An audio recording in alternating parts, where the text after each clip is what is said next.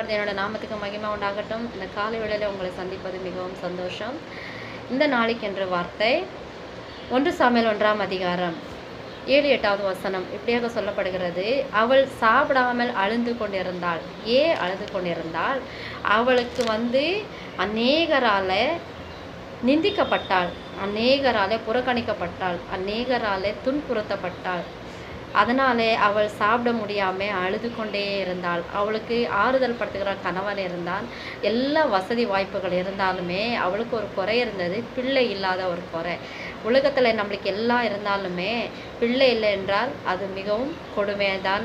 பெண்களுக்கு, எல்லா பெண்களுக்குமே இது தெரியும் இல்லையா? இதுலேயே அப்படி தான் இருக்கிறது. குறைன்னு பார்க்கும்போது குழந்தை இல்லாத ஒரு குறை அவளுடைய வாழ்க்கையில் காணப்பட்டது. ஆனால் தேவன் சமூகத்துக்கு போய் அவளே தேவனிடத்துல கேட்கும்போது அந்த குறை நீங்கி போனது. ஆமென். இன்று நம்ம பார்க்கும்போது அநேகருடைய வாழ்க்கையில் இப்படிப்பட்ட குறைகள் இருக்கிறது. தேவன் உண்மையாக நேசித்து உண்மையாக நம்பி இருக்கிற பிள்ளைகள் ஊழியக்காரங்களுடைய குடும்பத்தில் இருக்கலாம், விசுவாசியுடைய குடும்பத்தில் இருக்கலாம். எத்தனையோ பேருக்கு குழந்தைகள் இல்லை.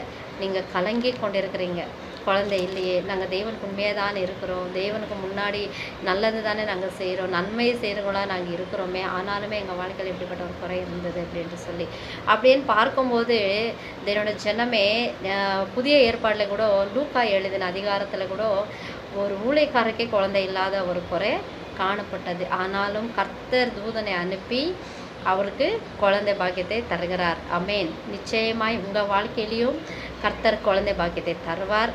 கலங்காதீங்க. துன்பமா துயரமா கலங்காதீங்க. தேவனோட சமூகத்தில் ஆறுதல் உண்டு, தேவனோட சமூகத்தில் மகிழ்ச்சி உண்டு. நீங்கள் தேவனோட சமூகத்தை நோக்கி பாருங்கள்.